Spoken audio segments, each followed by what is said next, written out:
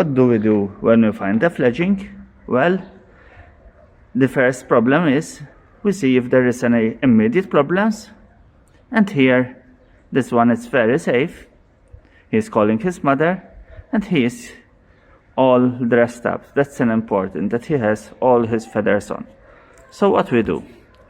The best important thing is to leave him here. One, he is fully feathered.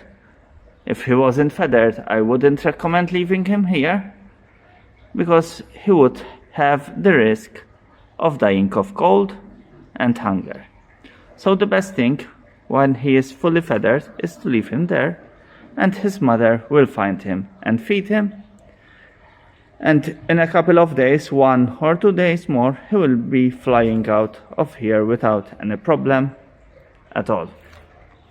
Small birds usually will drop easily from trees and nests, but they will go back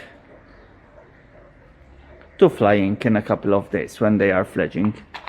As you can see here, he has all the feathers grown up, so he won't be feeling any cold tonight. He will hide you in this bush, hopefully, and his parents seem to be feeding him.